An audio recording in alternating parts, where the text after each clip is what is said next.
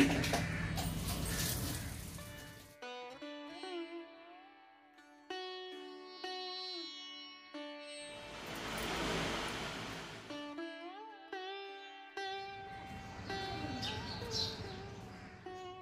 রাধে বন্ধুরা, তোমরা কেমন আছো? আশা করি তোমরা সবাই ভালো আছো। আমরাও সবাই ভালো আছি। সুপ্রভাত বন্ধুরা, আবারও তোমাদের সামনে নতুন একটা ব্লগ নিয়ে চলে এসেছি। সকাল সকাল ঘুম থেকে উঠে কিছুই দেখতে পাইনি, আজকে একটু লেট হয়ে গেছে। তারপর চলে এসেছি দেখো রুমে। তো ছেলেকে ওদিকে তোমাদের দাদাভাই রেডি করছে, আর এদিকে দেখো আমি ছেলের জন্য টিফিন দিচ্ছি। ছেলে তো সুজি বলো ম্যাগি বলো এগুলো কিছুতেই নিয়ে যেতে চায় না, বলে আমাকে এগুলোই দাও, শুধু একটু ভালোবাসে ফল। তার মধ্যে আবার কি বলো তো, তাড়াতাড়ি তো চলে আসে, আমি ঠিক টাইমে ওকে খাইয়ে ঘুম পাড়িয়ে দিতে হয়, তারপরে বিকেলে আবার পড়া থাকে। তো আমাকে কি বলছে না বলছে আমি কিছুই বুঝতে পারছি না, আমার পুরো মাথাটা মনে হচ্ছে টালছে, মানে ঘুম থেকে উঠে উঠেই চলে এসেছি, তো মুখে জলটাও দেয়া হয়নি। তো মাঝে মাঝে সত্যি করে এরকমও হয়, চোখে জলও দিতে পারি না, সঙ্গে সঙ্গে উঠে ছেলেকে রেডি করতে শুরু করে দিই টিফিন। তো আজকে তোমাদের দাদাভাই দেখো রেডি করিয়ে দিয়েছে, প্রায়ও রেডি করিয়ে দেয়, ও বাড়িতে থাকলে এই কাজটা আমাকে সত্যি করে যেন তো করে দেয়। তারপরে ছেলের বইপত্র কি নিয়েছে না নিয়েছে সেটা দেখলাম, দেখে আবার টিফিন বক্সটা জলের বোতল সব ঠিকঠাক করে দিলাম। ছেলের যদি একটা বই ভুলে যায় তাহলে প্রচণ্ড দুঃখ করে, বলে মা তুমি ঠিক করে ব্যাগটা গুছিয়ে দেবে। ফ্রেন্ডরা সবাই হোমওয়ার্ক করতে পারে, আমি পারি না, আমার প্রচণ্ড কষ্ট হয়, কাঁদতে কাঁদতে বাড়ি আসে। এই কারণে ব্যাগটা আমি সত্যি করে সকালে একবার দেখি, রাত্রে তো গুছিয়েই রাখি। তারপর দেখো আমি এটা দরজাটা খুলে দিলাম, ওরা চলে গেল। তারপর এখানে জামা কাপড় যেগুলো আছে তো ভাবলাম এগুলো একটু রোদ্রে দিই। এখন তো বর্ষাকাল, বুঝতেই পারছো বন্ধুরা, এই বৃষ্টি এই রোদ, এতে না জামা কাপড় শুকোতে চায় না সত্যি করে, আর বাড়িঘর মনে হচ্ছে একটা গন্ধ গন্ধ ব্যাপার, যতই ফেনাইল দিয়ে মুছি, মানে এত বৃষ্টি হচ্ছে না কি বলবো, বৃষ্টির জন্য মাথা খারাপ, আর যখন এত রোদ উঠছে তখন এত গরম। মানে ভগবানের যে কি সৃষ্টি কি বলবো, ভগবান না মানে এমনই একটা জিনিস যে সে সব কিছু করতে পারে, আমাদের হাতে কিছুই নেই, আমরা শুধু হচ্ছে অবিলম্বন, মানে সে ঘোরে আমরাও তার সঙ্গে হচ্ছে ঘুরে যাই। তারপর ফ্রেশ হয়ে দেখো চলে এসেছি।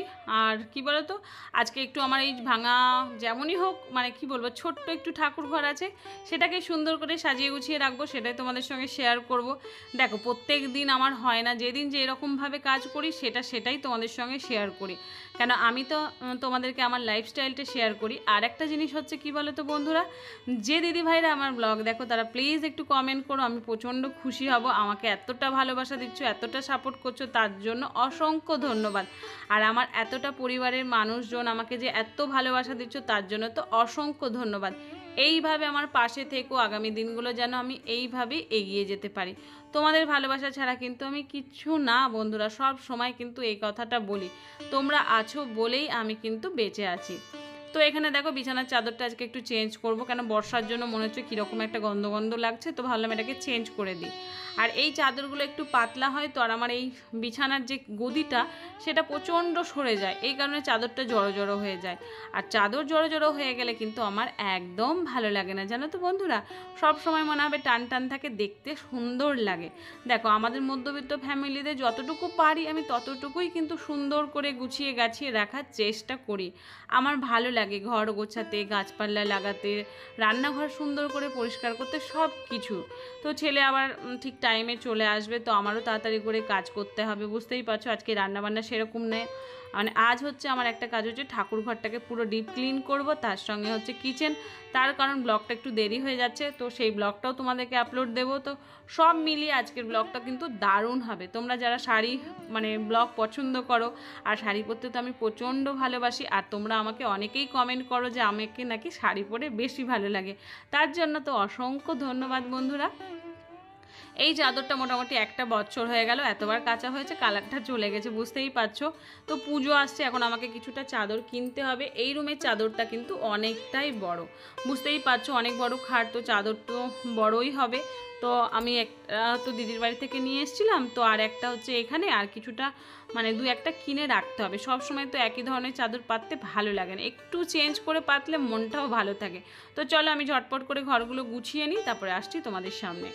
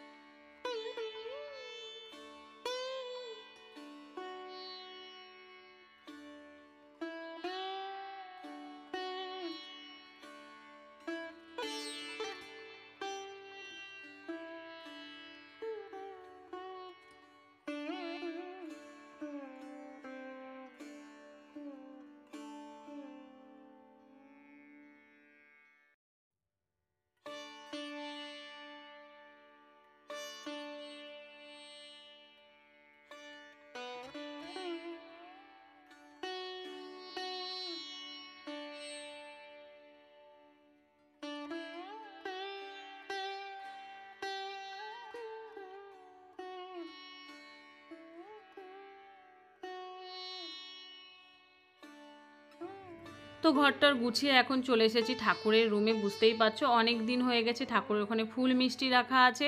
তো এখন আমি সুন্দর করে কাপড় মানে পাতবো, কাগজের কাপড় যেগুলো হয় সেগুলো নিয়ে এসেছি। তো এখন আমি আমার সুন্দর ঠাকুর ঘরটাকে আরও একটু সুন্দর করার চেষ্টা করব। দেখো আমাদের কাছে যেটুকুই আছে সেটুকুই সুন্দর করার চেষ্টা হবে। হ্যাঁ, ইচ্ছে তো অনেক কিছুই করে, কিন্তু ভগবান যদি চায় আর তোমাদের ভালোবাসা যদি থাকে, একদিন না একদিন আমার এই ঠাকুর ঘরটা আমি সুন্দর করে করতে পারবো।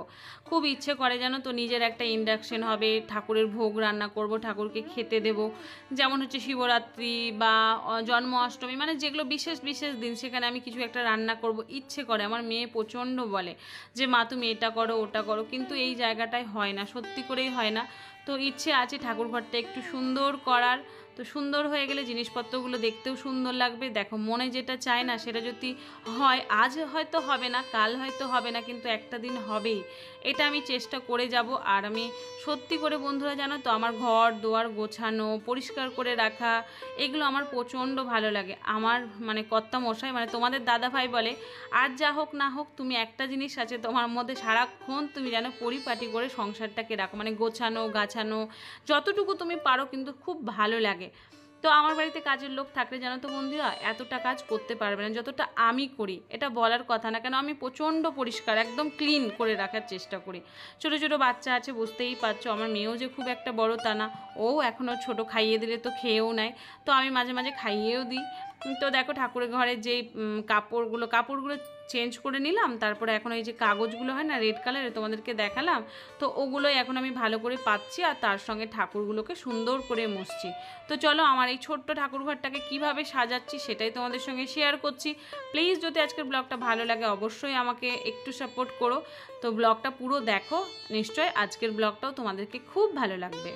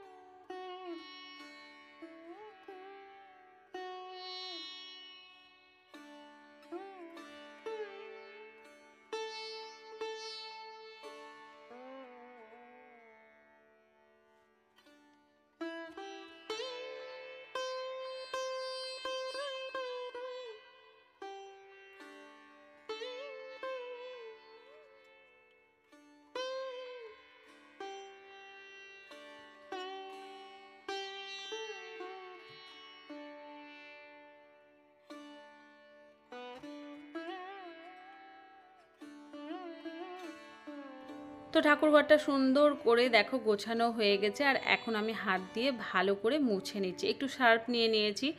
তো কী বলো তো, মানে ঠাকুরঘর সব কিছু যদি পরিষ্কার থাকে দেখবে মন ভালো থাকে। ঠাকুরঘর পরিষ্কার থাকলে পুজো করতে দারুণ লাগে।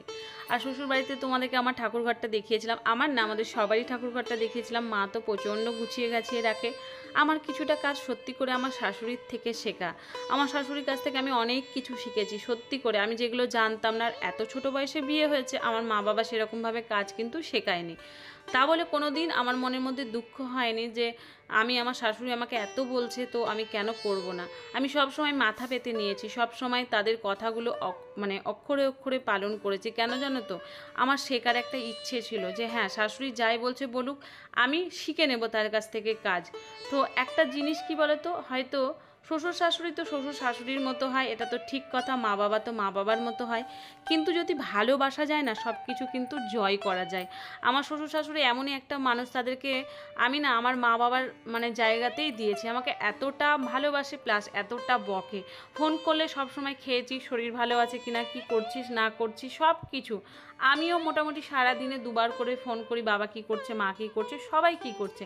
তার কারণ হচ্ছে ভালোবাসা হচ্ছে এমন একটা জিনিস যা ভালোবাসা দিয়ে সব কিছু জয় করা যায়। প্রথমে যখন আমার শাশুড়ি আমাকে জানো তো অনেক বকতো, জানো তো বন্ধুরা, অনেক যখন বকতো না চোখ দিয়ে আমার জল পড়তো, বাথরুমে গিয়ে কাঁদতাম। এমনও দিন গেছে খেতে বসেও চোখ দিয়ে জল পড়েছে। আবার ভেবেছি আজ আমার মা যদি আমাকে বকতো তাহলেও তো সেম এইরকম জিনিস হতো। হ্যাঁ, আমার যখন খুব বকতো আমি রাগারাগি করতাম না, কিচ্ছু না, জাস্ট একটা কি বলো তো মুখের মধ্যে হাসি রাখতাম যেন তারা বুঝতে না পারে।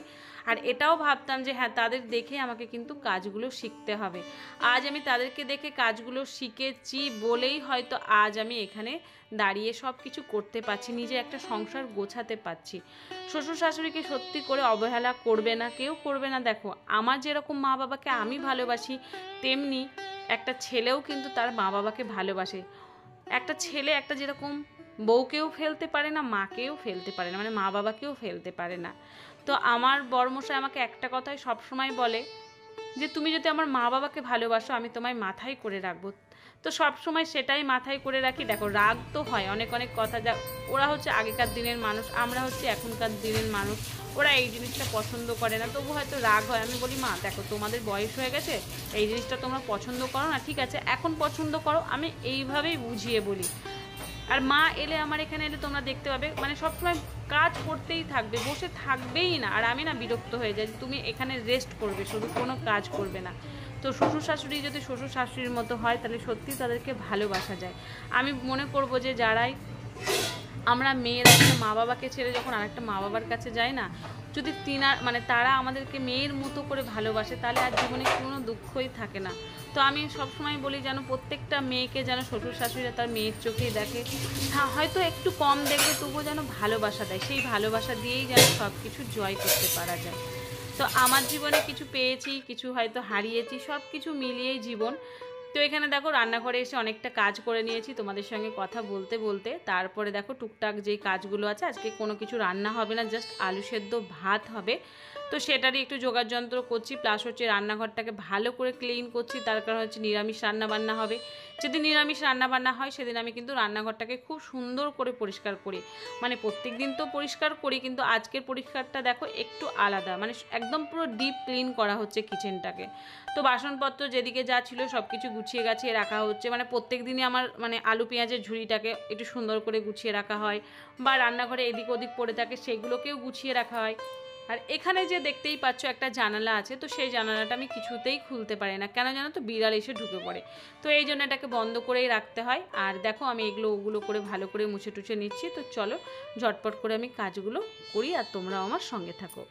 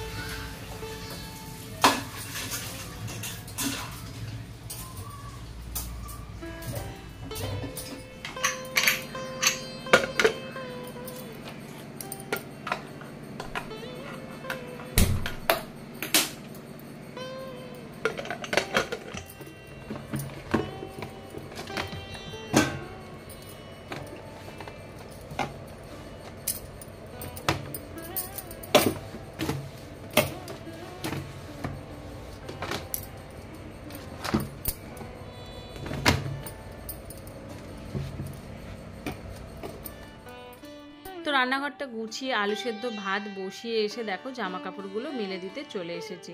তো এইদিকে তো সমস্ত জামা কাপড়গুলো আটবে না, তো মেয়েকে বলছি বাবু চলো ওই দিকটাতেও মেলে দিতে হবে। তো ওদেরকে কোনো কাজ বললে সত্যি করে ওরা করতে চায় না, প্রচণ্ড মাথা খারাপ হয়ে যায়, জানো তো, মনে হয় যে সবাই মিলে যদি করি একটু একটু করে তাড়াতাড়ি হয়ে যায়। তারপরে দেখো এইদিকে যে আমার বাগানটা আছে সেই দিকে আবার চলে এসেছি। এইদিকে আবার তারটা জানো তো অনেকটাই বড়, তো এদিকে আমি জামা কাপড় বেশিরভাগ মেলে দিই, তাহলে কি বলো তো সুবিধা হয়। আমার দুই দিকে তার আছে প্লাস হচ্ছে ভেতরে, তো জামা কাপড়গুলো যা হোক এদিক ওদিক করে শুকিয়ে যায়।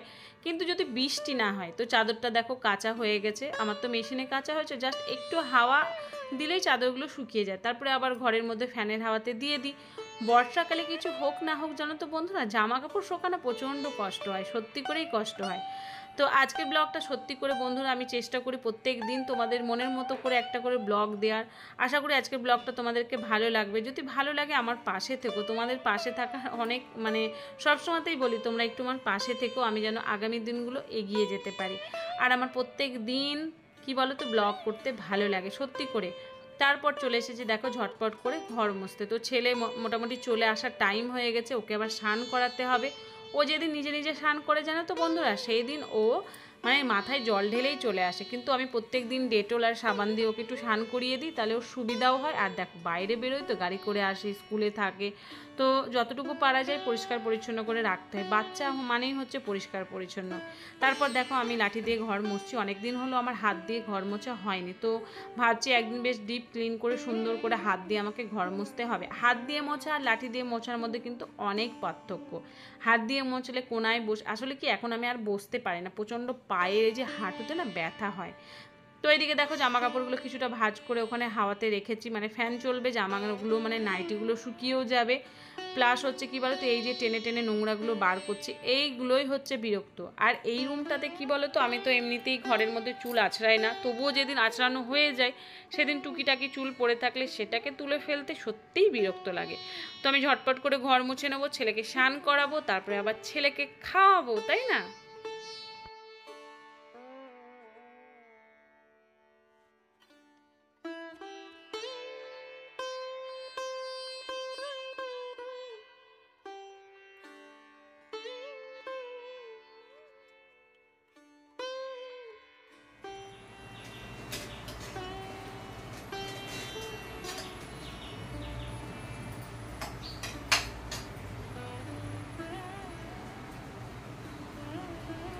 এই রিবু